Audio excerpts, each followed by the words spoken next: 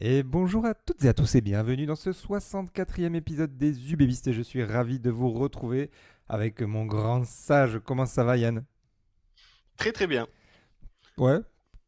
Ouais, non pas plus parce que bon, c'est vrai que c'était pas non plus le match le plus passionnant du monde. Tiens, et d'ailleurs, pour Euh, illustrer un peu ton côté un peu masochiste, tu l'as regardé combien de fois ce match?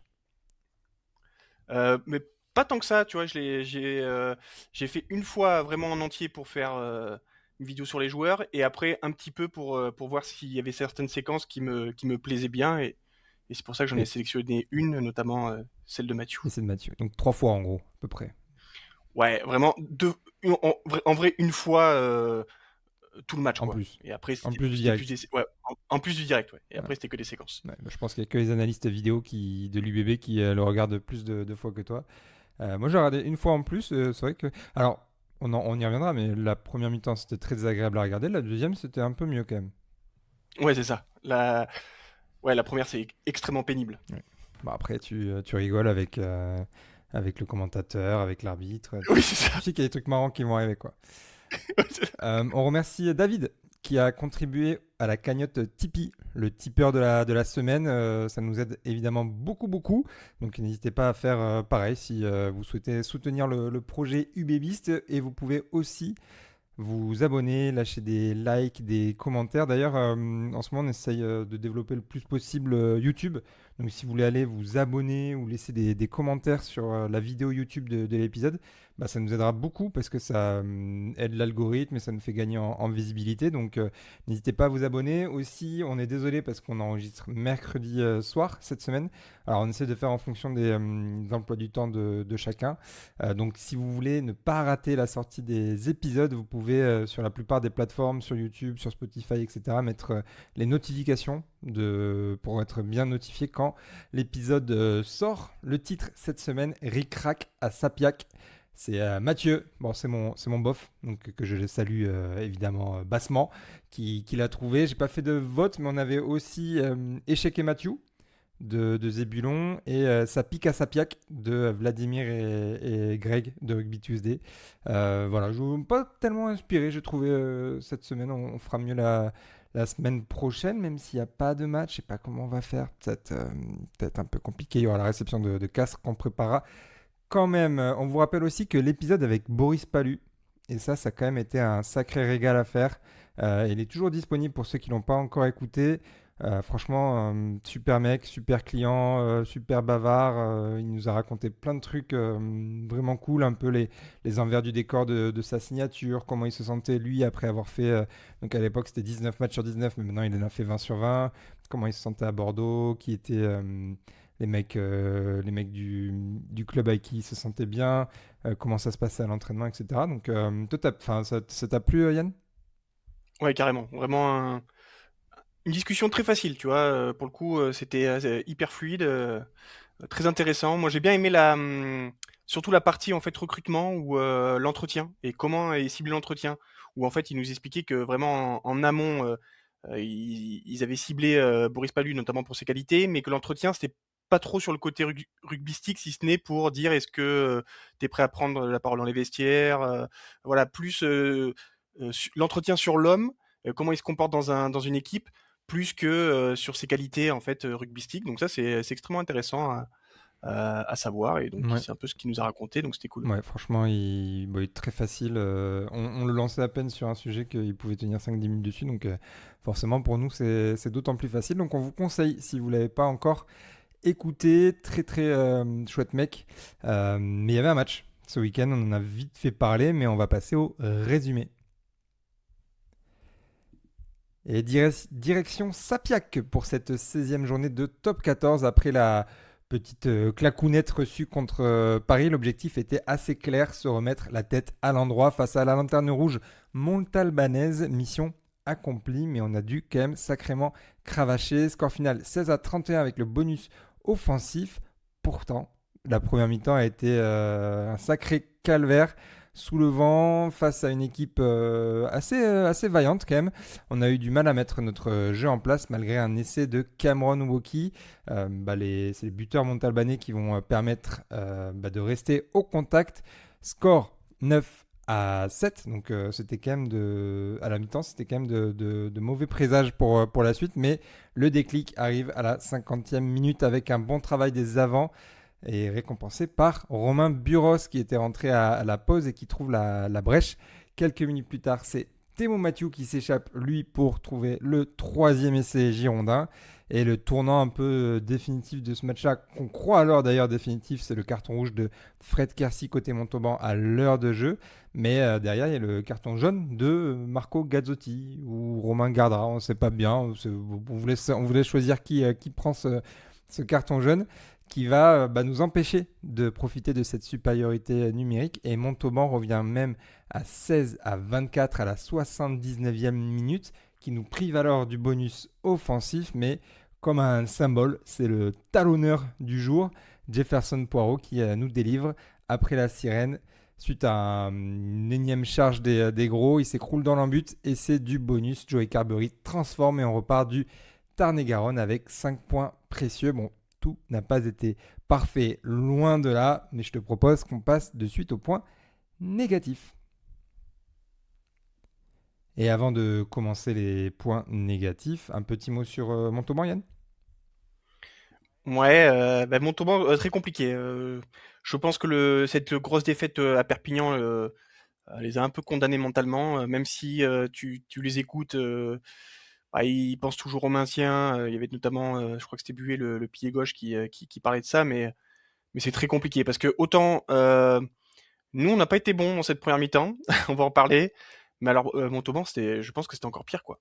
Pour le coup, il y avait aucune production. C'est vrai qu'on retrouvait pas ce qu'ils avaient au début de saison. Alors peut-être qu'on arrive dans un bloc où aussi tout le monde est un peu fatigué, hein, parce qu'eux, ils enchaînent et ils ont pas les effectifs qu'on a, même si ça joue pas la Coupe d'Europe. Mais tu vois, il manquait un peu cette spontanéité de leurs joueurs. Des relances. Tu vois, contre Pau, je les avais trouvés vraiment intéressants, où ils avaient tenté, ils avaient marqué, ils avaient même pu, comme contre Cronou, ils avaient réussi un peu à les embêter, mais par le jeu. Là, c'était très très très compliqué. C'était plus celui-là qui allait faire le moins d'erreurs, notamment dans cette première mi-temps, qui passait en tête, et c'est ce qui s'est passé pour Montauban, mais c'est très compliqué. Je suis inquiet, je sais pas où ils vont pouvoir gagner et s'ils vont pouvoir gagner encore une équipe, quoi. Oui, je pense que ça va être très compliqué. Malheur à celui qui perd à Sapiac quand même. Montpellier avait fait match nul, il me semble. Ouais, c'est ça.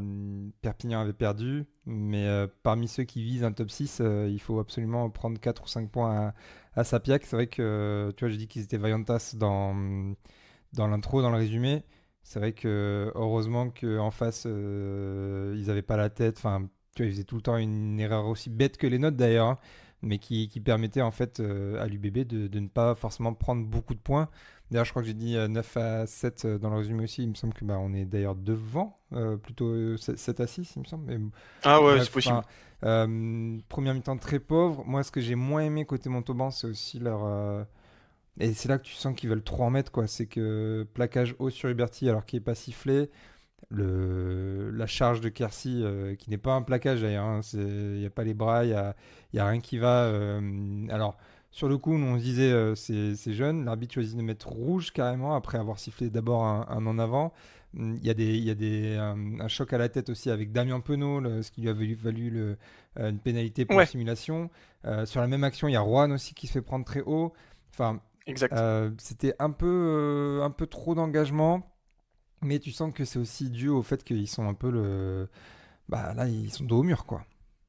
Ouais, et puis un peu dépassé. Enfin, ouais, il a essayé de stopper, Kersi, il a essayé de stopper Penaud, mais là, il peut vraiment, vraiment lui faire très très mal, hein. D'ailleurs, c'est pour ça, hein, qu'il y a eu carton rouge, parce que, alors déjà, c'est pas un plaquage, parce que il encercle pas, il fait pas le travail des bras, mais en plus, il vise directement une articulation. Donc ça, c'est arrivé parce qu'en fait, il y avait pas mal à un moment, quand on faisait notamment dans les rucks, t'avais des mecs qui, quand ils débliaient, ils tombaient sur les articulations, et parfois ça faisait des croisés ou même des Antoine chevilles. Dupont. Exactement. Et du coup, c'est pour ça qu'ils ont un peu modifié la règle. Alors, Antoine Dupont, il y a eu un accident, donc je crois qu'il n'y avait pas eu de carton rouge, parce qu'il jugeait que c'était involontaire. Mais parfois, en fait, c'est un peu jugé volontaire quand tu glisses sur l'articulation, et c'est pour ça ils ont un peu durci cette règle. Et donc maintenant, dès qu'on vise les articulations, forcément, tu peux, c'est le plus haut degré de danger, et donc du coup, on part sur un rouge. Et c'est pour ça en fait qu'il y a eu rouge, et c'est mérité, hein, parce qu'il peut Ouais. vraiment Mais lui, heureusement lui d'ailleurs péter les genoux, hein. tu sais, qu'il est un peu virevoltant et qu'il fait un saut, parce que si son C'est pied ça, ouais. il est dans le sol, Il reste ah ouais, coincé, là ouais, c'est ça. c'est ciao le genou là. Donc, Donc bon, ouais. Donc, bon, ça, on va pas dire de mots sur l'arbitre, mais c'est vrai que la phase en avant de Penaud, simulation de Penaud, bon, il avait pas des très bons a priori, on va dire. non, mais je pense qu'il s'est mis au niveau du match, quoi. Oui, après, voilà, c'est ça, c'est que tu peux pas lui en vouloir. Et on en veut encore moins à ce pauvre commentateur qui a déjà dû se fader le pire match de la saison. En plus, il y a personne pour lui dire que Mousquet et Huberti, en fait, ils jouent pas au même poste, c'est pas les mêmes mecs. Même Damien Penaud, à un moment, il le cherche sur son aile alors qu'il a déjà touché la balle au centre. Et Ouais. puis surtout, le changement de maillot, de numéro, ça l'a tué. Pour la petite histoire, ceux qui n'ont pas vu le match, en fait, il a appelé Marco Gazzotti, Romain Gardra pendant toute la deuxième mi-temps, enfin à partir du moment où Gazzotti est rentré, qu'il a pris son jeune, etc. C'est pour ça que je faisais allusion dans le résumé. Il a appelé Romain Gardra, sauf qu'en fait, il s'est aperçu que quand Romain Gardra est rentré, c'était pas Marco Gazzotti, donc il y a eu inversion des numéros. Et le pauvre, il y a personne pour. Il était solo dans sa cabine ou au stade, et personne pour lui mettre un petit coup de coude en mode mec, non, non, c'est. Pareil aussi, sur les contres en touche, en première mi-temps, il y en a deux de Boris Palu. Et à chaque fois, pour lui, c'est Cameron Wauquiez, mais en fait, non, pas du tout, quoi. Ça, c'est bon, ça. Même si Ouais, Cameron Wauquiez, enfin, on y reviendra, il en a quand même fait trois derrière, ouais. mais Non, mais Boris c'est un Palu peu en a fait deux. il a dû avoir un peu le syndrome de la douche là, où tu sais, le lendemain de soirée, où t'as fait un peu de la merde, et là, il a dû se dire, mais qu'est-ce que j'ai Ouais. dit? Parce que si ça se trouve, tu vois, si ça se trouve, c'est un mec qui connaît un peu le rugby, etc., mais qui est, C'est bon, forcément un mec qui connaît très bien le rugby, hein. Enfin, c'est des ouais. jeunes, tu vois, ouais, c'est des jeunes dans ce rôle-là, donc sûrement peut-être un peu de stress et tout. Mais c'est vrai qu'il a tout tapé à côté. Et c'était assez même un moment, il était perdu. Il dit, ah, mais c'est Buros qui passe 9. Ah non, en fait c'est Carberry. C'était vraiment là. Je pense ça doit être une horreur pour lui le lendemain. En plus, il a Ouais. dû avoir, parce que je pense que c'est c'est c'est des personnes qui potentiellement regardent les réseaux, donc forcément, là, le running gag va. Je pense que bon, ça arrivera jamais à hauteur du chambrage de Big Ben avec le drapeau de l'infirmerie, parce que là, c'était en direct devant des millions de personnes sur France 2, mais, mais là, Ça, c'était c'était quoi? pas mal quand même. C'était la finale 2024 Ouais, c'est ça. où Big C'était la Ben finale à Marseille, arrive avec son drapeau drapeau des des Tonga. Tonga, donc où il y a une croix rouge, effectivement. Et du coup, c'est McCarty, bord de terrain, qui parle de drapeau de l'infirmerie, mais Pour un chambrage, parce que forcément Big Ben était toute la semaine, et on savait pas s'il allait jouer parce qu'il était blessé, et c'était pour chambrer en disant, en fait, je suis pas vraiment blessé, alors que pas du tout, il avait juste le drapeau de son pays. Donc voilà. ouais. Bon, en tout cas, Bon, enfin, petite pensée quand même à, je sais pas du tout qui c'est, mais ce commentateur qui a dû passer oui. un long moment. Derrière, ça a dû être encore plus long, effectivement, avec les messages sur les réseaux, le chambrage. Juste nous, enfin, moi j'ai vu passer des messages. Il faut quand même aussi se mettre à la place des gens. Quand, tu vois, c'est très dur aussi, je pense, de commenter. Moi, je pense que j'en serais incapable. Là, il était solo en plus sur un match horrible. Voilà, j'espère qu'il aura l'occasion quand même de refaire des matchs un peu plus sympas et il pourra se rattraper, peut-être avec un consultant qui pourra le corriger quand il y a des petites bourdes. Mais du coup, c'était marrant parce que ça a mis un peu d'animation Ouais. là où on s'embêtait quand même un petit peu. Voilà, on a fait la parenthèse sur les commentateurs et l'arbitre, donc un peu sur les à côté. Qu'est-ce que tu mettrais toi d'abord en avant sur les axes d'amélioration? Bah enfin, les gros points négatifs en fait, c'est que cette première mi-temps vraiment elle était pas du tout construite. Je trouve qu'on était vraiment perdus, et ça montre un peu que on a des joueurs sur le terrain qui sont pas forcément des super leaders de jeu, même si c'est des très bons joueurs. Je pense à Rayassi, je pense à Uto, mais ça c'est normal parce que c'est un très jeune joueur. Je pense à Carbery qui s'intègre dans des systèmes, mais qui est pas forcément un mec qui va prendre tout le jeu à son compte. Et on en parlera dans les points positifs, mais c'est vrai qu'à la mi-temps, ils ont notamment derrière, ils ont réglé avec un seul changement qui est la rentrée de Romain, et ça a amené un peu de clarté. Donc ouais, donc j'ai trouvé extrêmement brouillonne cette première mi-temps. On était perdu dans les rucks, on était perdu au niveau des cellules. Il y avait très peu de circulation, et puis en plus après on faisait alors ça j'étais un peu en colère, on faisait des fautes mais débiles. Mais c'était fou quoi. Il y a Connor qui va me charger un relayeur. BVT qui, alors le mol est arrêté, mais il va quand même lever une guibole d'un mec qui a rien à voir. On prend une pénalité. Pablo, alors Je pense que c'est même pas le coup de sifflet qu'il entend pas, hein. Je pense que c'est parce que Jérôme Boviel gardait le ballon et donc du coup il va le charger au sol. Mais que des trucs. Alors je sais pas si c'est la nervosité des erreurs de concentration, mais c'était pénible quoi, très très énervant. On a été vraiment très indisciplinés. C'était une horreur et en plus on devait se frustrer parce que comme il y avait zéro continuité. Quand tu vois le pauvre Ruto qui était derrière sa mêlée, enfin derrière les rucks, il peinait parce qu'il n'y avait pas un ballon propre, il y avait toujours des mecs qui traînaient. Enfin voilà, c'est une première mi-temps dans l'organisation collective qui était très très très très très compliquée. Ouais, complètement. Et enfin, c'est vrai que ces erreurs bêtes, tu peux te dire aussi qu'elles arrivent. Alors, peut-être pas celle de Connor, elle arrive très tôt, mais tu vois, celle du Berti, c'est aussi un peu de la frustration. Tu n'arrives pas à mettre ton jeu en place. Enfin, et du coup, c'est bête parce que la moindre opportunité que tu as, bah, en fait, tu la gâches bêtement. Moi, en point de négatif ou axe d'amélioration, bah, j'ai le début de match de Connor. Tu l'as dit, cette faute-là, il y a un moment, il prend aussi bien le jus. Je crois que c'est sur où il recule de 5-10 mètres au tout début de match. Il rate ses 3 premières touches. Et ça, pour le coup, ça n'a pas dû le mettre en confiance du tout, sachant que contre le Stade français, c'était aussi très compliqué. Par contre, là où j'ai trouvé très bien, c'est il s'est repris. C'est-à-dire que le nombre de touches qu'on perd sur le match, enfin de nos touches, c'est 4. Il y en a une de Jeff en fin de match, mais c'est-à-dire que derrière les 3 premières touches qu'il a manquées, il a fait un 100%. Je trouve qu'il s'est envoyé en défense, notamment en deuxième mi-temps. Enfin, on l'a beaucoup vu au plaquage avec Jacobs, par exemple. Donc, j'ai trouvé positif qu'il se remette dans le match, qu'il arrive à s'y remettre. Par contre, ce début de match, c'était assez cata et on se demandait s'il n'allait pas nous faire un match comme l'Atera de Racing où tu vois, enfin, il aurait pu sombrer et je trouve il s'est quand même bien remis la tête à l'endroit. Ouais, mais tu sais, comme toute l'équipe, franchement, c'est vrai qu'il y a vraiment deux visages sur ce match. Et Connor, c'est ça. Il loupe. En plus, enfin, à un moment, il y a un lancer qui arrive pas du tout à la bonne distance. Après, il me fait cette touche dans les 5 mètres là. Ouais, il y a vraiment beaucoup beaucoup de mauvais choix, cette faute. En fait, ça fait vraiment un premier quart d'heure, 20 minutes très très compliqué pour lui. Je sais pas si c'est dans la préparation ou quoi, mais voilà, il faut qu'il arrive à mieux se reconcentrer parce qu'effectivement, on voit toutes ses qualités. Pour le coup, il a plutôt bien porté le ballon. Il est toujours aussi costaud en défense. Ouais, il Quand fait il une bonne est, percée à un moment. Ouais. ouais, c'est ça. Ouais. Donc tu vois, quand il arrive à rester un peu focus et qu'il est concentré, effectivement, c'est beaucoup beaucoup mieux. Mais là, c'est vrai qu'il il a fait son début de match était, mais à l'image de l'équipe en fait, c'était vraiment un bordel en fait. Ouais, non, c'est sûr. Et ce que je voulais rajouter aussi, c'est que donc, Poirot, du coup, était le talonneur remplaçant. Mais du coup, j'ai pas compris pourquoi Jeff Poirot était rentré à la 51e minute en pilier gauche. Sachant que du coup, quand tu as Poirot et Connor sur le terrain, si tu pètes Jefferson, c'est-à-dire que Connor doit faire tout le match. Là où en fait si Jeff rentre pour Connor, au final, bah, si Jeff se pète, tu fais re-rentrer Connor. Et du coup, j'ai pas bien compris. Je pense que c'est peut-être en lien aussi avec le carton jaune de Bonny, le fait que tu aies déjà dû faire rentrer Perchaud.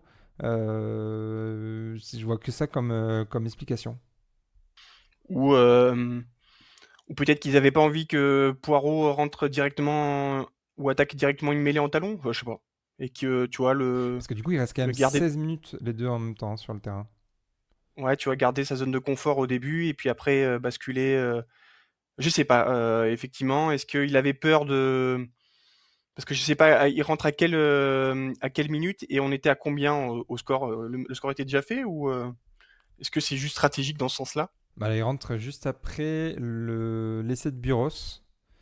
Donc non, non, le score est pas fait hein, quand il rentre en pilier gauche. Après, c'était peut-être pour faire entrer un capitaine tout simplement. Oui, possible. Et du coup, il voulait pas sortir Connor parce que t'avais quand même cette faculté à lancer en touche, quoi. Et donc, du coup, comme Big Ben est sorti, tu rentres un leader encore dans la première ligne. Et donc, t'intègres d'abord Poirot à gauche. Et du coup, tu sais que ça, il fallait qu'il joue ses 60 minutes ou 65 minutes parce que c'est ce que t'avais prévu en amont, peut-être. Ouais. Je sais pas. Voilà, moi c'est plus une interrogation. Par contre, ce que j'ai pas trop aimé du coup, c'est bah, le message un peu que t'envoies à Christian Ivrit. Alors, Ouais. il y a sûrement des raisons hein, pourquoi tu envoies pas Everett. D'ailleurs, tu l'as dit, hein, peut-être qu'il manquait aussi de leader et qu'il fallait un Jeff Poirot sur le terrain, dans les vestiaires, etc.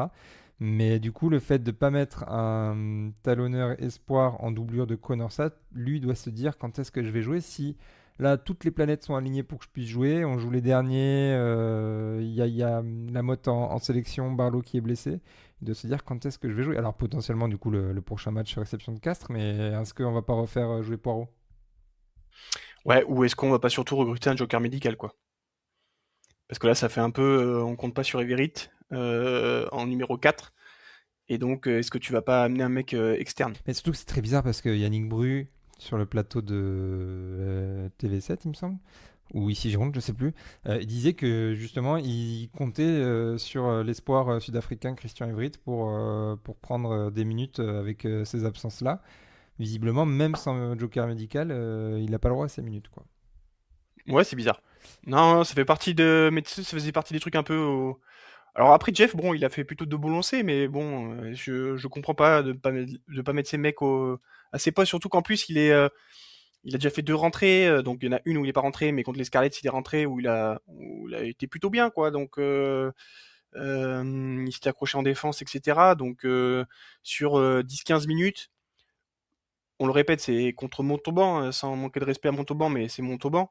Tu vois, à la limite peut-être contre que Castres, où c'est une équipe un peu plus avec un niveau un peu plus élevé, tu veux peut-être pas prendre de risque, mais Montauban, je vois pas le risque que tu prends, quitte à intégrer après de toute façon Poirot à gauche. Et puis Perchaud, il a aussi le droit de se reposer, donc ouais, c'est un peu curieux comme choix. Donc effectivement, peut-être qu'il a dit ça, mais en tout cas les faits montrent que t'as pas trop confiance en lui, quoi. Ouais, mais bon, enfin, à suivre, voir à Castres, enfin contre Castres, ce qui va en être. En axe d'amélioration, moi, qu'est-ce que je m'étais noté aussi? Bah, la rentrée de Marco. Tu vois, bah alors, il fait les frais de fautes successives, mais en fait, c'est pas la première fois où il prend un petit jeune comme ça en sortant du banc. Ça avait été le cas aussi en demi-finale de Champions Cup contre Toulouse. Alors, c'est pour des raisons différentes, mais je trouvais sa faute un peu grossière. Et du coup, c'est quand même un petit péché mignon qu'il peut avoir en sortie de banc de ne pas se mettre directement dans le match, ou en tout cas de se mettre à la faute un peu trop visiblement pour l'arbitre. Ouais, ça lui arrive, effectivement, à faire ses fautes un peu bêtes, notamment toujours pareil dans les zones de ruck. Alors, c'est souvent qu'il charge le relayeur. Lui, ça lui arrive pas mal de fois. Bon, là, c'est parce il est dans une position de hors-jeu.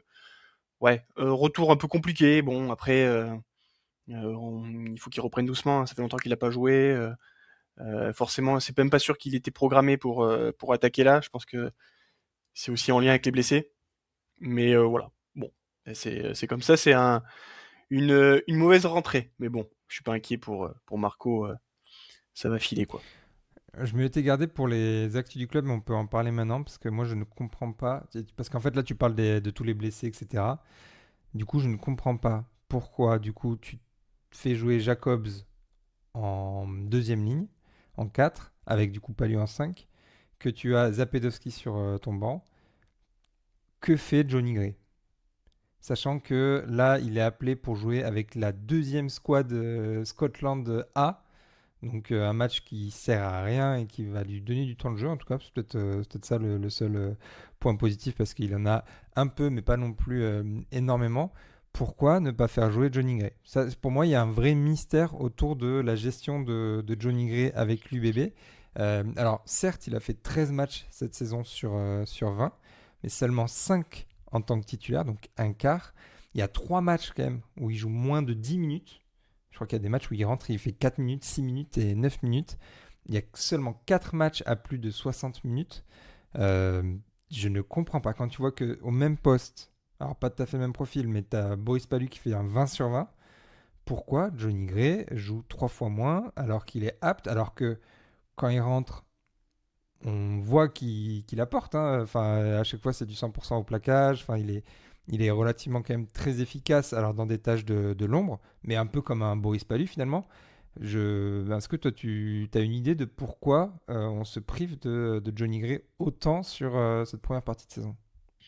Non, mais c'est le gros mystère de cette saison, hein.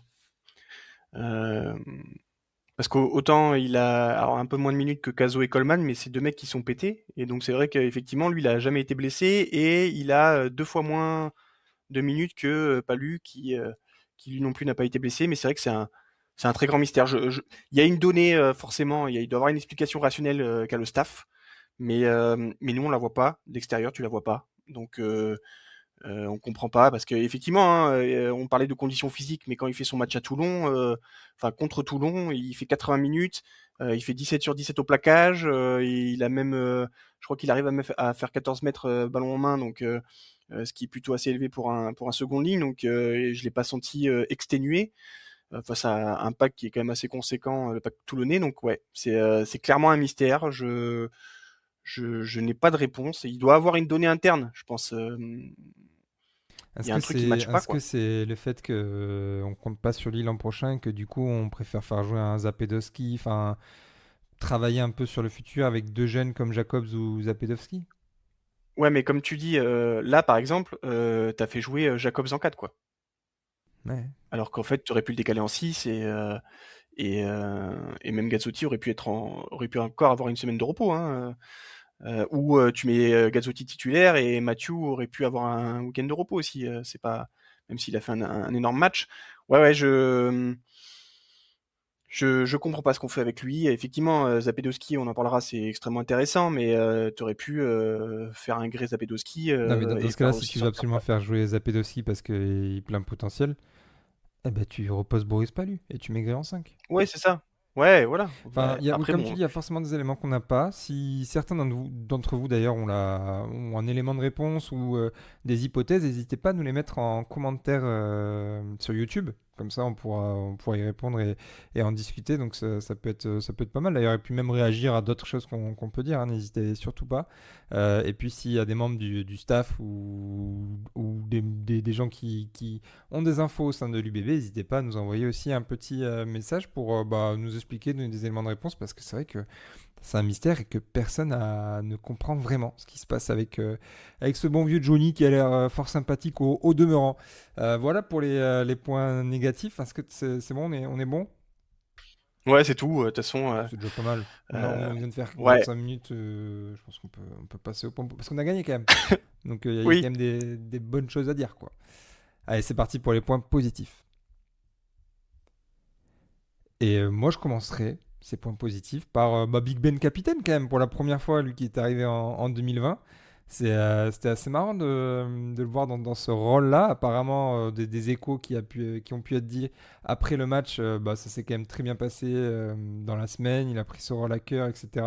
Alors, c'est évidemment pas le premier auquel on aurait pu penser, mais c'est vrai qu'en l'absence de Poirot qui était remplaçant Lamotte, Nico Deporter, Lucu, en fait, il faut en trouver d'autres cadres, quoi. Et puis, du coup, c'était assez cool de le voir capitaine.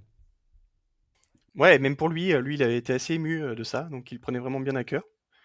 Et puis en plus, et je trouve que si on parle de sa performance, outre le fait qu'il soit capitaine, je trouve que ça a été un des rares à vouloir montrer un peu l'exemple et à être performant, notamment dans cette première mi-temps, parce qu'il a été très costaud en mêlée.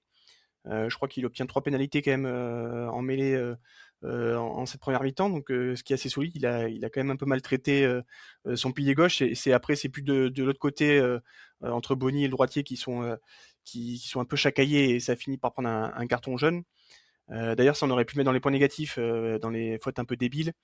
On était plutôt dominant en mêlée. L'arbitre dit à Boniface attention, je veux voir ton coup d'hyper haut, des bonnes attitudes. Et Boniface recommence à pousser comme un âne, et donc après ça tombe. Bah forcément, il y a la biscotte qui arrive, quoi. Ouais, Donc d'ailleurs, ça, ça, c'est pareil. c'est intéressant parce que quand on le voit pousser, que ça tombe, on le voit essayer de montrer à l'arbitre qu'il a le coup de très haut. Mais du coup, selon toi, il est quand même fautif. Non, mais par contre, forcément, si ça allait s'écrouler, l'arbitre, en fait, ça l'avait gonflé. Lui, l'objectif des arbitres est quand même qu'il y ait une mêlée stable et qu'on puisse faire cette rampe de lancement. Et en fait, si ça s'écroule toutes les 5 minutes, et en plus, il leur dit juste avant, attention, essayez de. En fait, en gros, il leur dit, allez, essayez de faire une mêlée stable, et voilà. Pour essayer. Et là, Boniface en pousse comme un âne et ben, forcément, ça Bah, le s'écroule. problème, c'est que Bonny, il sait qu'on est dominant parce qu'à ce moment-là, on a déjà pris 2 ou 3 pénalités. Enfin, on leur a fait C'est ça. concéder 2 ou 3 pénalités sur mêlée. Donc, on sait qu'on est fort. Et du coup, en fait, lui, il veut pas ne pas pousser parce qu'il sait qu'on peut aller chercher la pénalité. Mais je pense qu'il aurait dû laisser Big Ben travailler. Ouais. Voilà. Et du coup, carton jaune pour les deux. Et on a pu faire une mêlée convenable. Mais bon, après c'est comme ça. Mais en tout cas, Big Ben, ouais, il a vraiment montré l'exemple. Même plusieurs charges où il a été important parce que sur l'essai de Woki, c'est lui le premier. Bah, toujours pareil, hein, quand on joue à la main, c'est lui le premier porteur et donc c'est lui qui met tout le monde en avancée, qui fixe un certain nombre de joueurs. Donc il a été important. Après, en deuxième mi-temps, il fait cette magnifique percée. Là, il était au soutien, d'une appel en croisé, il arrive à porter le ballon et à faire cette mini percée. Donc ouais, c'était plutôt un bon match de sa part. Il était très bien. Donc plutôt une bonne expérience. Je pense que ça l'a pas mal responsabilisé et du coup il a eu envie de montrer l'exemple. Et donc c'était plutôt un bon match de sa part et c'était un des rares à performer en première mi-temps. Ouais, et puis une autre première, celle de Adam Zapelowski. Alors, il est pénalisé une fois, Ouais, mais dans l'ensemble, il s'est quand même bien envoyé. Sur l'essai du bonus, il gagne des mètres quand même. On sent que physiquement, il est quand même assez solide. Il a l'air d'avoir un profil quand même aérien. C'est assez intéressant quand même ce qu'on a pu entrevoir d'Adam. ouais, ouais, très mature physiquement. Effectivement, il a l'air très solide. Un second ligne qui arrive à répéter en plus les tâches. Donc vraiment, ça fait un peu le second ligne moderne, quoi. Un solide qui arrive à multiplier les courses, qui est aussi un sauteur en touche. Palu nous avait dit qu'il s'était vachement amélioré, donc il a dû énormément travailler sur ce secteur. Donc ouais, vraiment intéressante. Après voilà, forcément, sa pénalité, c'est parce que voilà, il faut qu'il arrive à passer le cap dans sa tête de se dire que voilà, il est plus en espoir et en espoir tu peux traîner dans les rucks. C'est pas Oui, possible. juste la pénalité, c'est parce qu'il se sort pas suffisamment vite. Il plaqueur qui Voilà. se sort pas suffisamment vite. Et ça, effectivement, c'est des fautes qui arrivent souvent quand tu passes notamment quand tu es devant et que tu passes dans les catégories grandes. Tu peux plus faire le filou ce que tu faisais en espoir parce que là, il y a tout le monde qui surveille et cette zone est quand même vachement arbitrée, vachement surveillée. Bon, après moi, qu'est-ce que j'ai? Ouais, bah si ce que j'ai bien aimé, c'est les internationaux qui sont revenus parce que toujours pareil. On sait que la difficulté qu'on a quand on fait la semaine à Marcoussis et après qu'on revient, et j'ai trouvé ben, nos deux troisième lignes. Woki qui a été vraiment très très fort. Il marque son essai qui était, même s'il râle, je sais que ça t'a énervé. Pour, C'était, ouais, j'allais dire c'est pour la bonne cause, mais ça aurait été revu quand même, quoi. En fait, c'est la façon dont Mais il voilà. râle. C'est qu'il crie sur l'arbitre.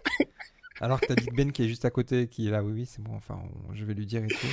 Et ouais, enfin, bref. Mais après, enfin, oui, très très bon match. Mais voilà, après, toujours pareil, 3 contre en touche. Il a stabilisé le domaine un peu aérien. Bon plaqueur. Enfin voilà, il a fait vraiment un match complet. Il nous a amené de la sérénité. Heureusement qu'il était là. Et comme Mathieu, hein, qui aussi fait un énorme match. Hein, donc il y a cet essai. Alors au début, je pensais que c'était un simple exploit individuel, mais c'est vrai que quand je l'ai un peu analysé, on voit qu'avant, il y a quand même un super travail qui est fait avec 4 temps de jeu dans une zone restreinte pour resserrer toute la défense. Et après, il y a un super basculement de tous les trois quarts vers le grand côté. Et en fait, on a un surnombre énorme. Et la cellule où il y a Mathieu, je crois que c'est Jacobs et il y en a un troisième, c'est ça. Et en fait, il a deux choix. Soit il peut jouer à Carberry derrière et il y a un surnombre avec les trois quarts. Soit, et c'est ce qui s'est passé en fait, c'est qu'il y a un Montabané qui est monté comme un âne sur Carberry. Et donc après, il a vu l'espace et il a des qualités physiques incroyables qui font qu'il peut casser un plaquage et après percer sans perte de vitesse. Donc ouais, Mathieu encore un. Lui, c'est assez incroyable aussi, hein, parce que il s'en mange des matchs en ce moment et il a toujours ce même niveau de constance et de niveau quoi, qui est assez Dixième impressionnant, quoi. titularisation d'affilée, il me semble avoir entendu. C'est énorme. Ouais, tu vois, et, et t'as pas l'impression qu'il est fatigué. Bah, 88 Donc mètres là, parcourus balle en main, il est pas fatigué, hein. ouais, non, mais tu vois, c'est ça, c'est vraiment. C'est Dylan qui disait que c'était une bête physique, je crois. Mais c'est ça, en fait, c'est un méga athlète. Et vraiment. Et vraiment, il nous aide, tu vois, sur cette action. Voilà, bon, il y a un duel à jouer, même si c'est bien joué, et voilà, l'essai n'est pas fait. Donc, ouais, encore un super match. Et donc, tu vois, c'est jamais facile de faire la semaine à Marcoussis, surtout quand tu découvres, et c'est quand même des semaines qui sont assez denses. On s'en souvient de Buros qui avait été pété, parce que il y a quand même des sacrées oppositions.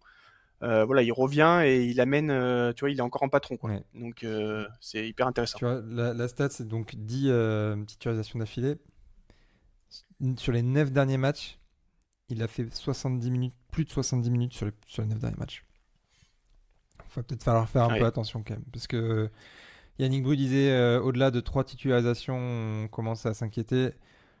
Euh, Mais alors, 9. Enfin, non, c'est 10. 9 matchs à plus de 70 minutes. Enfin, tu vois, c'est même pas genre tu sors à la 45e enfin, non, non, il joue tous les matchs tout le temps. Donc là, c'est quand même, ça pose un peu de questions quand même. Ouais. Vivement le retour de Bon, Marco après, aussi. l'avantage, c'est ouais, voilà, on a Marco et Jean-Luc qui vont revenir pour Castres. Donc, mais bon, je pense qu'il va jouer, hein, Mathieu, hein. Bah, À s'il est part pas si, protégé, oui. ouais, voilà, parce qu'il est pas protégé, je pense qu'il va enchaîner, hein. Oui, bah Parce que après bon, une semaine de forcément, vacances, du coup, oui, sûrement. ouais, vu qu'il est énorme, je serais pas surpris, quoi. Et Romain Buros aussi, super entrée. Exactement, ouais. Bah, de toute façon, comme on l'a évoqué, première mi-temps très compliquée, et après, bah, tu sens, hein, que Bru a un peu fait du coaching pour essayer de restabiliser ça. Et la rentrée de Buros, c'est vrai que ça, voilà, et tu sens le papa des lignes d'arrière. C'est-à-dire que le fond de terrain, il maîtrise. C'est un peu le problème de Rayassi qui a des difficultés dans la couverture. Alors quand il y a tout le monde, du LBB, Penaud, Jalibert, Lucu, c'est plus facile pour lui, et il s'en sort bien, même quand il n'y a pas Jrelo qui est un vrai neuf. Mais tu vois là, il était un peu perdu, et alors que Buros, il a amené, voilà, cette sérénité, super couverture, il va m'attraper un ballon haut, après il s'intercale très bien en 10, il va marquer son essai, il s'est bien entendu avec Carberry qui a plutôt bien animé, qui a fait une super fixation, notamment il fixe Vici, l'ailier fidjien, qui arrive comme une balle sur lui. Donc ouais, ouais, grosse prestation, ça fait plaisir de le revoir. De toute façon, lui, c'est toujours pareil, on l'avait dit, hein, c'est un joueur qui est très diesel. Forcément, il a besoin de temps. Alors le problème, c'est qu'il faut pas trop qu'il joue, parce que sinon après, parfois, il se blesse. Mais il a quand même besoin d'enchaîner et d'avoir plusieurs matchs, pour commencer à retrouver ses repères et être hyper performant. Donc ouais, c'est de bon augure pour cette période qui va arriver, des doublons. Moi, je pense que de toute façon là, si Penaud ne revient pas en équipe de France, il faut qu'on ait Buros en 15 et Rayassi et Penaud sur les ailes, quoi. Ouais, je pense Ce que triangle. les 2 derniers matchs là qui ne fait pas titulaire, où c'est Rayassi, et on a vu les limites quand même, parce que Rayassi en 15 c'est un triplé contre Northampton, les Northampton. Saints, ouais. Ouais, ouais. Là sur les 2 derniers matchs, c'est vrai que c'est un peu plus compliqué, et quand le tonton Buros revient pour faire la couverture derrière, c'est quand même très rassurant, et il marque son essai en plus là, donc c'est vraiment top. Mais avant ça, en fait, il avait quand même enchaîné 4 matchs d'affilée titulaires en 15, entre Toulon et Bristol, grosso modo. Quoique il y a le match contre les Saints où il n'avait pas joué. Mais dans l'ensemble, il a quand même aussi pas mal joué, et on va avoir besoin de lui, comme tu disais là, sur le match notamment contre Castres. Donc il est, je trouve, à un très bon niveau. Il faut en prendre soin et le protéger un peu, mais dès qu'il rentre, il fait des différences. En tout cas, sans faire Ouais. forcément de différence dans le jeu, il te rassure, il contrôle dans les airs, la couverture est bien meilleure quand c'est Rayassi. Son positionnement, ça se voit de suite que lui, il anticipe beaucoup mieux les coups de pied. Et non, franchement, c'est top de l'avoir à ce niveau-là. Et je pense que le sursaut qu'on a pu avoir en deuxième mi-temps, il n'est pas innocent à ça. Est-ce que tu as d'autres points? Alors déjà, chose notable, je crois qu'on est à 100% au pied. Je suis pas sûr qu'on loupe un. Ouais, non, on est à Donc 100%. ouais, bah très bien. Pour le coup, c'est rarement arrivé. Et d'ailleurs, Joey Carberry fait plutôt un bon match dans l'animation. Alors il a très peu été exposé en défense, je crois qu'il fait qu'un plaquage, mais sinon il a plutôt bien animé. Son essai pour Bureau c'était vraiment bien. Après pareil, quand Huberti se fait arracher la tête, je trouve qu'il y a une belle combinaison où tu as un mec qui arrive en course tranchante et il arrive bien à servir dans le dos. Donc je l'ai trouvé plutôt en phase, surtout quand Buros était présent. Et bien sûr, il fait ce 100% au pied qui est quand même extrêmement important à l'extérieur parce que tu vois, si on était dans nos standards habituels, on aurait pu, quand il marque l'essai, quand ils reviennent, tu vois, se faire chier, tu vois, ou prendre un petit coup de pression. Alors que là, finalement, on avait tellement de points d'écart que, vu qu'on avait tout transformé, qu'on n'était pas inquiet, si ce n'est de perdre ce bonus. Mais Ouais. et puis voilà, Ouais, il est qu'on a récupéré. assez propre. Il fait un coup de pied direct en touche quand même, à noter. L'ailier fidjien Montalbanais là, qui lui écrase la main, attention. Sinon, tu vas Ah voir. oui, putain. Hein. Je comprenais pas pourquoi il avait En eu, fait, il se tenait j'ai la eu main. très peur qu'il se fasse mal en aplatissant le ballon. Là, j'étais là, non mais on Ouais. va plus pouvoir on va plus pouvoir le défendre hein, si, s'il commence à être aussi fragile. Et puis quand tu vois l'action, tu vois qu'il se fait marcher sur la main. Mais oui, match assez correct de Joey. D'ailleurs, la charnière, on peut dire aussi un mot sur Valentin Huto, à 18 Très bien. piges, Ouais. franchement. Alors, moi, au début, je trouvais quand même que certaines passes, alors certaines sorties de ruck, certaines éjections étaient un peu lentes. Tu as des passes un peu approximatives. Il fait une passe à 2 mètres de haut pour Jacobs. Bah forcément, Jacobs, il se prend deux Montalbanais dans le ventre et du coup en avant.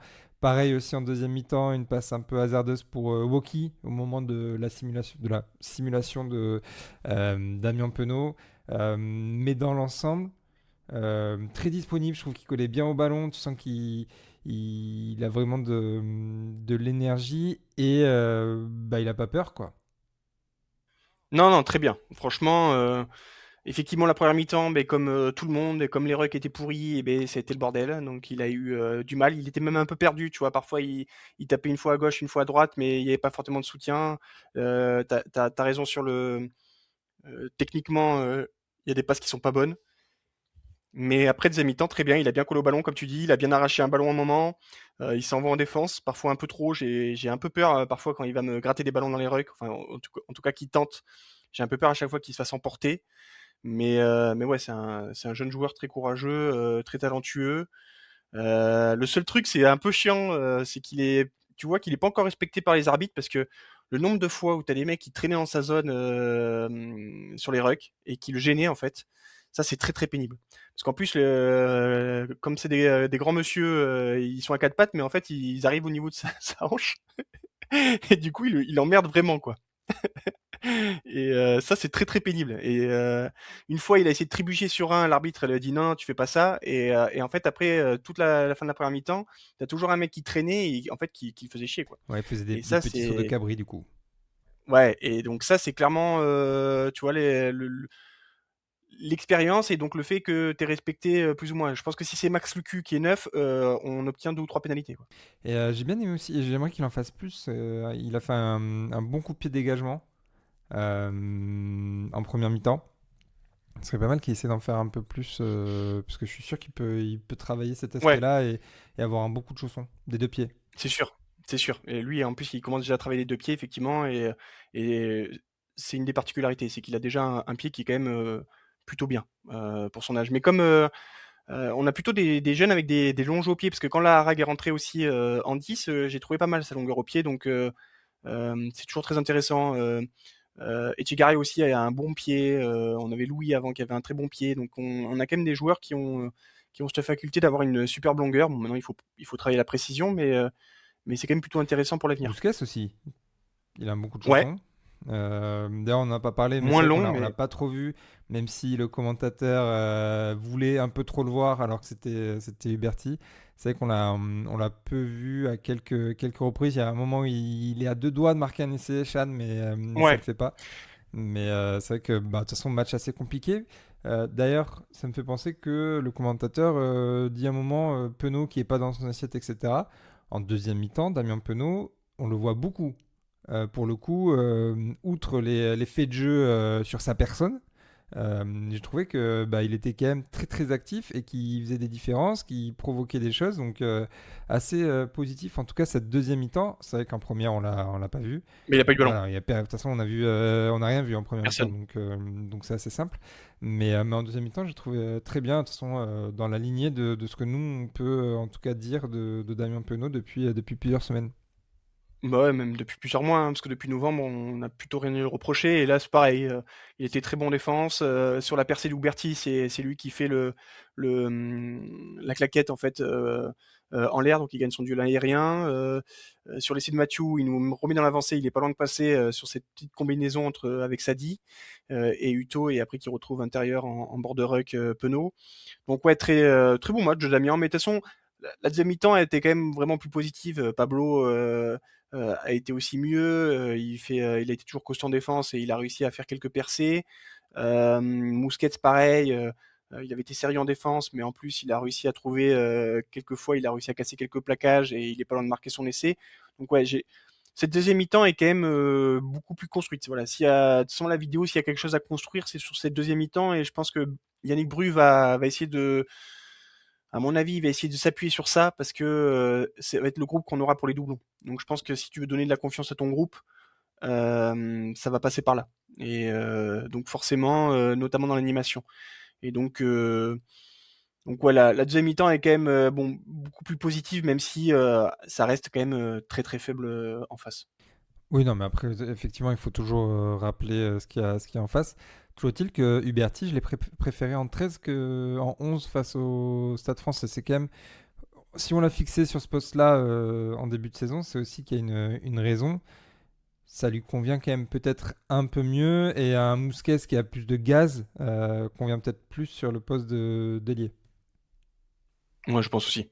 Je pense que Pablo, ça doit être le 13 et doublon si on n'a pas d'autres 13, quoi. Donc, effectivement. Alors après, ça reste toujours un formidable couteau suisse, hein, mais je préfère aller des retières Mousquet, Rayassi, voilà, je préfère.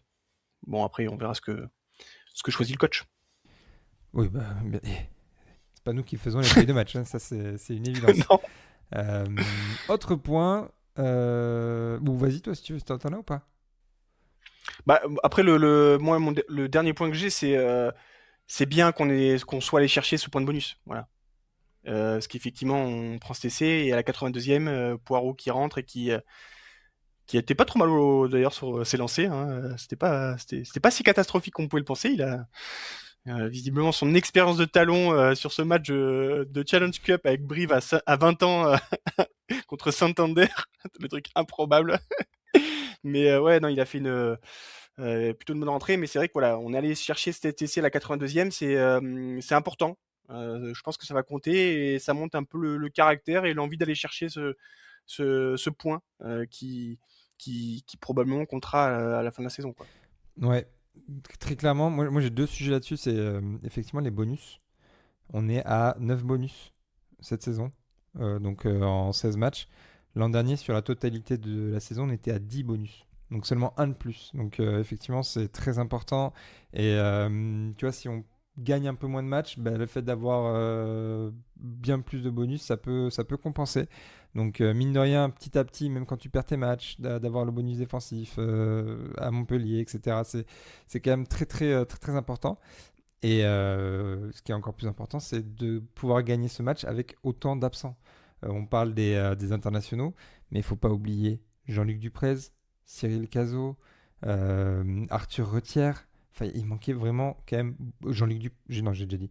Mais il manquait vraiment, vraiment beaucoup de monde, quoi, au final. Enfin, tu peux faire un 15 type des absents sur ce match, quoi. Ouais, ouais, même Coleman, hein, ça se ferait que ça fait et plus les internationaux, ça fait parce qu'il Gaëtan y a Berlot, Barlow aussi. ouais. Ouais, ouais, donc ouais, tu commences à avoir une belle équipe, Falatea. surtout devant. Mais effectivement, devant, tu commences à avoir un peu de monde qui manque et de toute façon, tu vois, t'as fait un peu un pack, voilà, Palu 5 et Jacob 4. Je pense pas qu'on le verra de sitôt, quoi. Oui, il faut plutôt se le souhaiter, même si on gagne ce match. C'est vrai que c'est peut-être pas l'attelage le plus idéal, on va dire. Toujours est-il que Jacobs, moi, ça y est, c'est mon chouchou de la saison, hein. Franchement, j'adore. Il bataille, il harangue ses coéquipiers, il plaque, il se relève, il replaque. Franchement, il abat un boulot assez phénoménal. Offensivement, on le voit peu, voire pas. Mais par contre, quelle activité il peut avoir, j'adore, et ouais, j'aime beaucoup le joueur et ce qu'il dégage, quoi. Ouais, de toute façon, un vrai 6 et qui prend de plus en plus d'espace dans cette équipe. Voilà, c'est vraiment un membre part entière de la rotation. Et il a formidablement bien remplacé un Mamad, par exemple. Donc, Ouais. c'est Oui, un peu ce qu'il faut, dans de le toute même façon. rôle, ouais, c'est vrai, effectivement. Offensivement un peu rustre, mais qui plaque, qui plaque, qui plaque. Et s'il arrive à garder de la discipline, ça peut être très intéressant.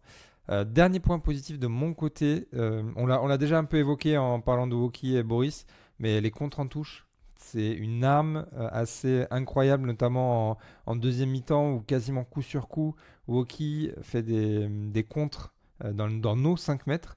Donc défensivement, ça nous aide beaucoup quand on décide de tenter le contre.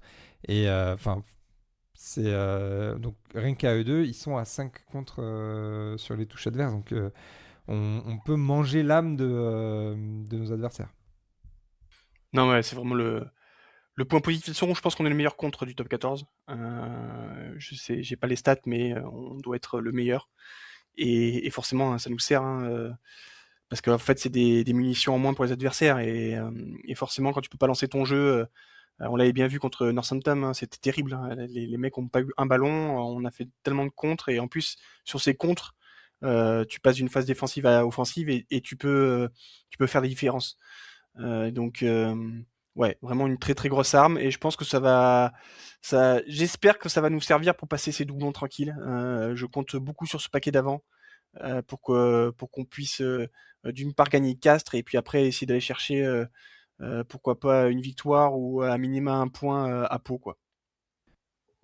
Bah, effectivement, bah, je te propose, tu as fini les points positifs. Bah, on va de suite passer au point classement pour regarder tout ça. Et donc au point classement, l'UBB passe de la 6e à la 3e place, derrière le Stade Toulousain qui est loin en tête, Pau qui a gagné contre Toulon. Oui, c'était ça dimanche soir, même si bon, on était un peu plus du côté des Toulonnais pour que ça se resserre un peu devant. Derrière nous, on a 45 points, Montpellier 44 points, Paris et Toulon 43 points, Castres 41 points, tout comme Clermont et le Racing. Et derrière, qui commence à être un peu décroché à la 10e place, il y a La Rochelle, ensuite Bayonne et derrière encore le Loup. Donc ça commence un peu à se dessiner quand même cette bataille pour la 6e place, là jusqu'au Racing, jusqu'à la 9e place. C'est assez serré. Il faut savoir, je mentionnais les bonus. On a le même bilan que Castres et Clermont, mais 4 points de plus grâce à ces bonus. Donc c'est assez primordial puisque bah, du coup, ça nous fait C'est une victoire. une victoire en plus. Quoi. Donc pour le coup, c'est très très important et ça l'était du coup d'autant plus de gagner et d'arracher ce bonus à Montauban sur la Sirène. T'as un commentaire à faire sur ce classement? C'est pas Non, mort non. le top 2 hein, finalement. Bah, non, mais forcément, il faudra faire un exploit À Pau à si l'extérieur. possible. Si on le fait à Pau, alors là, c'est incroyable. Et du coup, là pour le coup, on serait clairement en position de. Là, on pourrait même, tu vois, rien qu'en assurant un domicile, probablement l'obtenir. Euh, mais, euh, mais ouais, ouais. Mais en tout cas, il va falloir aller chercher des victoires à l'extérieur, mais c'est pas complètement mort et on va voir comment se comporte. Le problème, c'est qu'on est en période de doublon, donc c'est toujours pareil. Mais on va voir comment se comporte le groupe et on espère une bonne surprise. Déjà, il va falloir gagner Castres, qui est quand même qui est une équipe qui est assez en forme et qui sera pas impactée par les doublons. Donc on va affronter une grosse équipe, donc il faudra déjà sortir ça, quoi. Ouais, j'étais en train de chercher un castré, mais il n'y en a pas. Hein. Je crois pas, hein. Non, il y À mon a. avis, non. Il y a peut-être un Géorgien Oui, oui. ou un Italien, peut-être, mais en tout cas, ils ont tous leurs joueurs clés de dispo, quoi. Ouais, mais qui viennent à Chaban, hein, on les attend, et ce sera dans 10 jours, du coup. Le 14 février, le jour de la Saint-Valentin, et surtout le lendemain de l'anniversaire de Yann, bien sûr.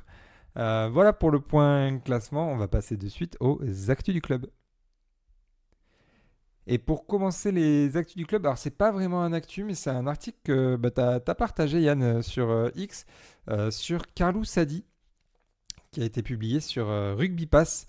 Donc si vous le cherchez, tapez Rugby Pass Carlou Sadi, vous devriez trouver assez vite. C'est un article en anglais, mais que grâce à la technologie actuelle, vous pouvez très facilement traduire. Sinon, j'en connais un qui aurait pas tellement pu comprendre tout ce qui se passait dans cet article et qui revient un petit peu sur la grosse blessure de Carlos Sadi l'an passé. Il me semble que c'était face au Loup. Donc, en Ouais, tout début d'année, janvier, il me semble que c'était en janvier d'ailleurs, c'était pendant les doublons, au tout début des doublons, puisque on avait Jalibert et Lucu qui revenaient de Marcoussis, etc. Donc ça devait être à la même c'est ça. période qu'actuellement. Et qui du coup a frôlé un petit peu la fin, mais pas de carrière, quoi. Donc ça a été assez chaud.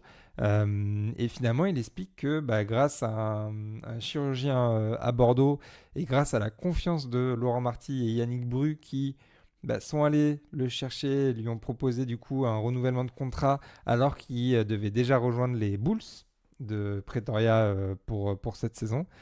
Finalement, il a pu travailler, se remettre et puis en 8-9 mois retrouver de quoi suffisamment de vertèbres pour faire une mêlée.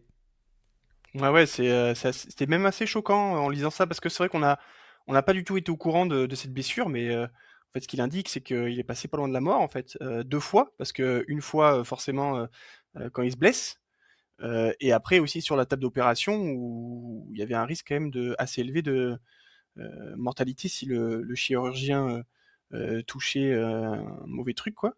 Alors l'avantage c'est que Tu, visiblement il tu le a dis un peu en mode Docteur Maboul, quoi. ouais non Ah, mais si c'est un ça peu ça fait, si quoi. ça fait bip bip, c'est pas bon. Ah, si c'est rouge et que ça tremble, tu sursautes quoi, tu vois? Mais c'est un peu ça, ouais. Bon après visiblement c'était une grosse ponte, hein, parce qu'il a visiblement il y a eu 17 joueurs qu'il a opérés et 14 ont pu rejouer au rugby et les 3 autres sont pas morts, hein, mais c'est qu'ils ont arrêté leur carrière quoi. Donc c'est quand même un mec qui d'ailleurs il a même opéré un Bordelais parce qu'il parle d'un Géorgien dans l'article et je pense que c'est Colashvili qui après La Rochelle a eu une très grave blessure. Il s'est blessé 2 fois au cervical et la deuxième fois, ça a été très sérieux. Et après, effectivement, pareil que Carlou, hein, il s'est reconstruit et il est même devenu très très fort en mêlée, notamment à la gauche de la mêlée chez nous, où il était devenu ultra solide. Mais ouais, c'est assez glaçant comme article. Et c'est vrai que la confiance de Marty et Bru est assez touchante parce que ils sont allés le rechercher à Pretoria, mais en plus, c'était avant l'opération qu'ils lui ont proposé une prolongation, enfin de casser le contrat, donc racheter le contrat, et en plus une prolongation. Donc il était même pas sûr qu'il puisse rejouer au rugby, tout simplement. Donc je pense qu'il y a une belle relation qui a dû se créer. Carlou, je pense que maintenant, voilà, avec l'UBB, il y a quelque chose de plus fort que le rugby, et donc c'est intéressant et il nous le rend bien. Enfin tant mieux pour lui déjà que c'est pas mal fini et puis là, il nous le rend super bien, quoi. C'est un des meilleurs droitiers en mêlée du top 14 et même d'Europe. Donc on est quand même très content. On devait recruter Tatafou et finalement, en fait, on a Carlou qui est juste formidable. En fait, c'est ça où je trouve qu'il y a un petit bémol à mettre sur l'article. C'est que, en fait, on ne t'explique pas nécessairement le contexte. C'est-à-dire que ça arrive aussi au moment où Marty et Bru se sont fait pigeonner par Tatafou et l'Aviron, qui se retrouvent dos au mur. Donc, ils n'ont aucun moyen de se retourner. Pas de troisième pilier droit pour la saison d'après. Et que du coup, c'est un peu all-in. Alors, j'allais dire désespoir, non, parce que ils connaissaient quand même le joueur, etc. Mais que du coup, c'est aussi dans ce contexte-là qu'ils sont allés proposer à Carlou un contrat, lui donner leur confiance, tu vois, même avant l'opération, parce que ils n'avaient pas non plus nécessairement trop le choix, mais qu'ils avaient quand même confiance en le chirurgien, qui savait que il avait fait du bon taf effectivement avec d'autres joueurs par le passé. Mais toujours est-il que effectivement, c'est quand même une belle histoire et une belle preuve de confiance mais entre ces trois hommes. mais je sais même pas parce que Tatafou, ça a pété quand? Enfin, je sais même plus quand. C'est quand même le fin de la saison, non? Ah non, non, non, c'est janvier, Non? février. Ok, d'accord. Bon, mais j'ai rien dit. Enfin, c'est vraiment au début de 2025. Ok, Donc, d'accord. Ok, d'accord. Je croyais que. parce qu'en fait, ils n'auraient pas proposé le contrat à Sadi si Tatafou Ouais. n'avait pas, tu vois, Je sais pas ce qu'il a Ok, fait ok. exactement, mais du coup, si Tatafou avait bien signé, ils auraient pas proposé le contrat à Carlo, puisque Ouais. Tatafou, ça faisait quelques semaines que tout le monde en parlait, que les Bayonnais disaient il va rester, que les Bordelais disaient il va venir. Donc, Ok, ok. non, non, c'était déjà acté. Du coup, donc c'est aussi un peu pour ça. Mais comme je disais, toujours est-il que c'est une très belle histoire. La photo de Carlo Sadi qui fait un poirier et qui tient juste sur la tête. Lui, c'est 150 kilos du coup qui tient sur sa nuque. Elle est assez mythique, elle est présente dans l'article. En tout cas, non, c'est très chouette de mettre en lumière aussi, tu vois, ces moments où en fait, t'entends pas parler du joueur. Il est pas là pendant 8 mois, un peu comme ce qui se passe avec Swinton, par exemple. En fait, tu ne sais pas ce que devient le joueur, tu te poses des questions, mais quelque part, il est pas là. Et c'est bien de raconter aussi ce genre d'à côté, et notamment, bah, du coup, la confiance que peut donner le coach et le président, comment ça se déroule. euh, et pourquoi aussi bah, Carlou a décidé de ne pas aller aux Bulls, mais de rester à Bordeaux, parce qu'il sentait que bah, on le voulait vraiment ici et que bah, il se sentait bien et protégé, quoi. Donc on vous Exactement, ouais, conseille, très belle on vous histoire. conseille la lecture. Sur Rugby Pass, Carlou a dit, vous devriez trouver. Autre actualité, c'est les Lions qui ont bah, de nouveau gagné, hein. On ne change pas une équipe qui gagne 55-7 face à Toulon, c'était à domicile. Alors elle reste troisième de la poule. À noter que Toulouse a battu l'ASM Romagna à Clermont et prend donc la tête de ce championnat. Prochain match à Bobigny le 21 février. Donc on a 2 semaines de trêve pour les Lions. Autre nouvelle, ce week-end c'est le Super 7. Donc c'est la finale des phases, des étapes de rugby à 7 type top 14 qu'on avait eu en août. Donc là, ce sera à Paris, il me semble. À noter que pour l'UBB Ouais. Sevens, on aura 2 joueurs qu'on connaît un petit peu ici, puisqu'ils jouent à 15. C'est Romain Gardra, qu'on a vu sur ces derniers matchs, qui lui fait partie du groupe Objectif 2028 pour aller faire les JO à Los Angeles avec l'équipe de France, mais qui là est du coup avec UBB Sevens et qui n'est pas du coup avec l'équipe de France de Sevens, qui a aussi joué ce week-end et qui a fait finale, il me semble.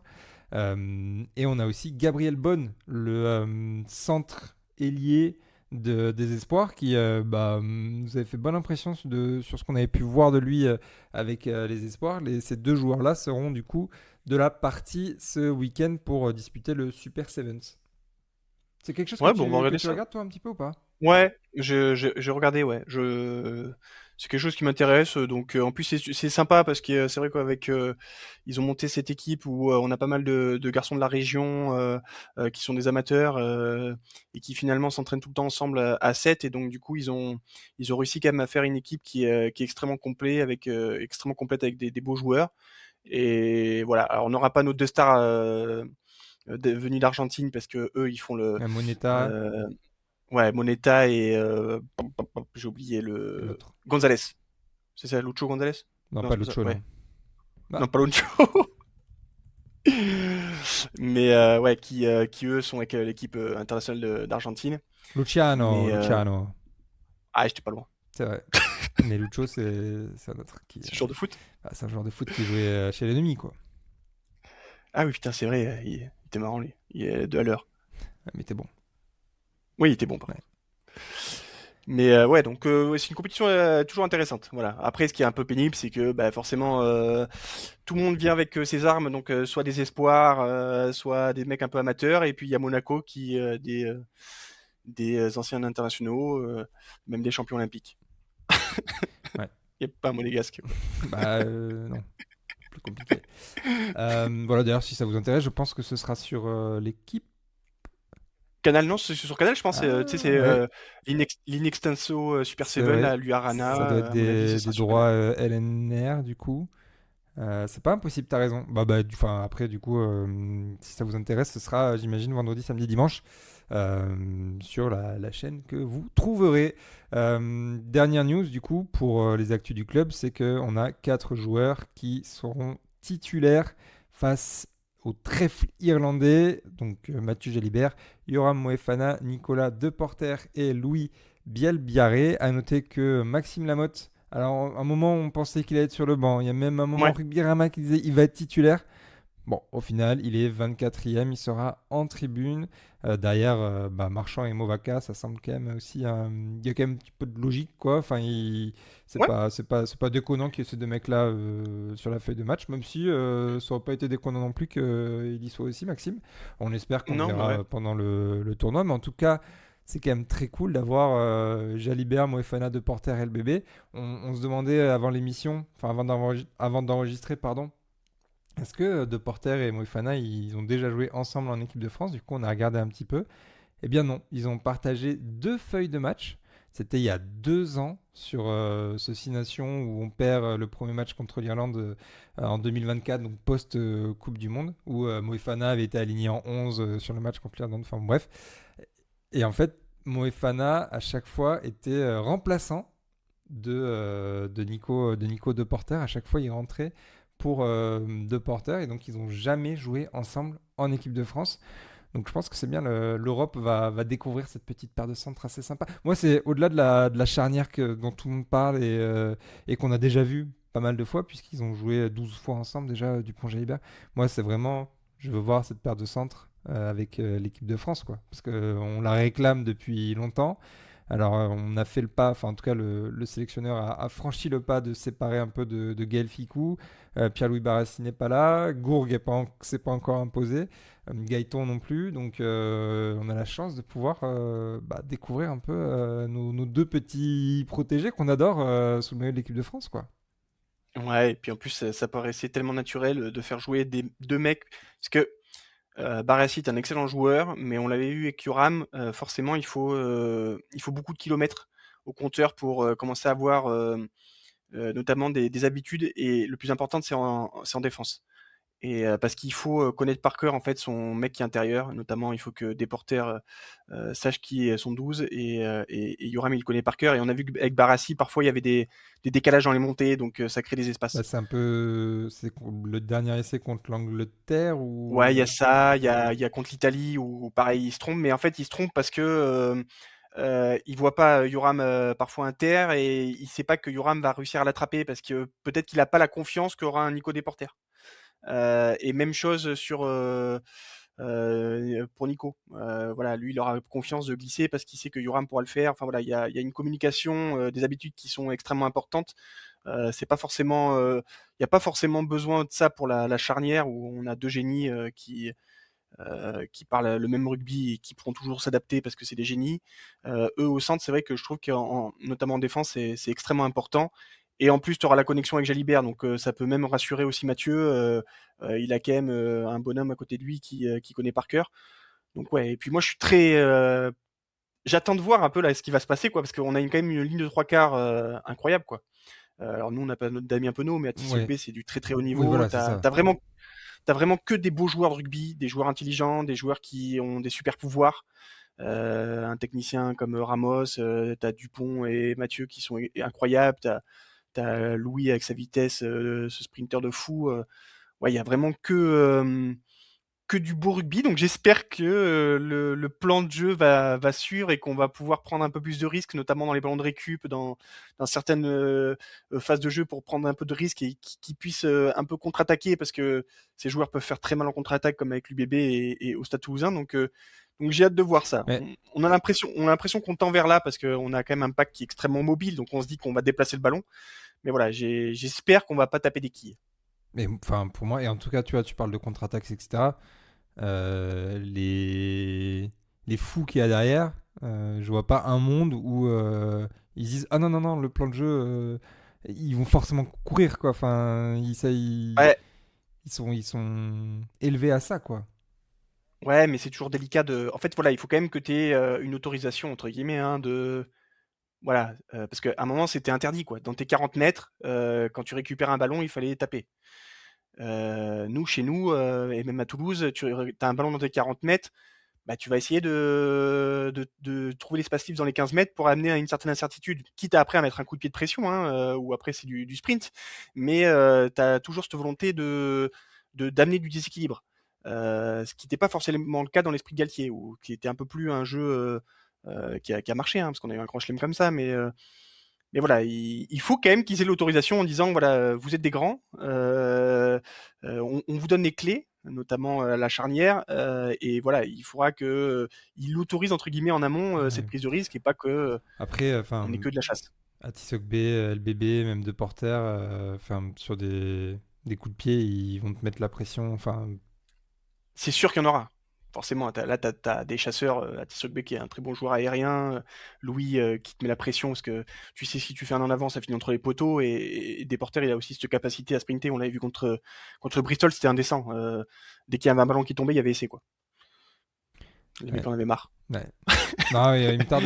Franchement, on a hâte. Ouais, Effectivement, on aurait aimé avoir Penaud plutôt qu'Atisogbe et d'avoir cette ligne de trois quarts complète mais de bon, c'est l'UBB. très bien, Mais hein. bon, c'est très bien aussi Atisogbe, il est Et, jeune, etc. On va voir le et pour... petit Baptiste Serin aussi en sortie de banc et Ouais. pour jouer les 3 dernières minutes. Bah ça dépend, on va essayer. J'espère on aura fait le score avant. Ouais, c'est pas un... Enfin, moi j'y crois en vrai, hein. Franchement, on est une belle équipe.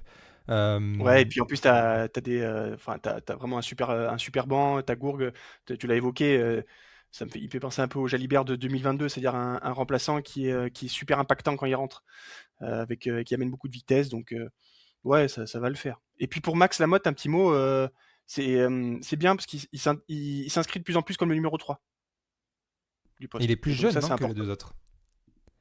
Ouais, oui, Que oui. Marchand sûr, Movaka, quel âge il a ce mon vieux Peato? Il a 29 ans, donc il est un tout petit peu plus jeune. Lamotte, il a l'âge Il a de 27 Jalibert, ans. hein, donc il a 27.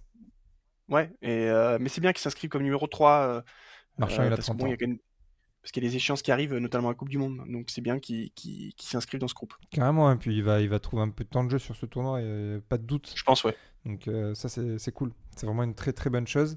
Puis on espère que d'autres arriveront à grappiller soit des places dans les 28, soit carrément sur la feuille, comme des Matthew, Woki. Mathieu, ouais. C'est pas impossible. Donc, mais déjà, hâte de voir France-Irlande. Ce sera donc jeudi soir à 21h. On parlera de la prestation des Bordelais la semaine prochaine. On préparera du coup la réception de Castres aussi. À voir si on a des petites actus à se mettre sous la dent. En tout cas, il n'y aura pas de match des Lions, pas de match des espoirs, pardon. On fera peut-être un petit topo, le résultat du Super 7. Mais voilà, pour l'épisode de ce jour, de cette semaine, c'était le 64e. On vous rappelle que vous pouvez mettre un petit commentaire, des questions, des remarques sur la vidéo YouTube. Comme ça nous aide un petit peu en termes de visibilité. N'hésitez pas aussi à vous abonner sur YouTube si vous l'êtes déjà sur Spotify. Ça mange pas de pain et ça nous aide grandement. Voilà, on a hâte d'avoir vos retours. N'hésitez pas, hein, franchement, à chaque fois qu'on en a, c'est top. Que ce soit en message privé, mais c'est aussi bien en commentaire. Comme ça, on peut débattre à plusieurs. Et si vous avez des questions, n'hésitez pas. Merci beaucoup, Yann. Je te souhaite du coup un très bon match demain soir. Du coup, aussi un bon Super 7 ce week-end. Et puis un bon tournoi à destination. Ouais, ouais, on va regarder ça. Ça va être intéressant. Ouais, ça va être sympa. C'est la bonne période là qui arrive. Même si pour l'UBB, c'est un peu plus compliqué avec les doublons. Ouais, Quand on aime bien regarder du rugby, c'est quand même assez cool ce qui se passe.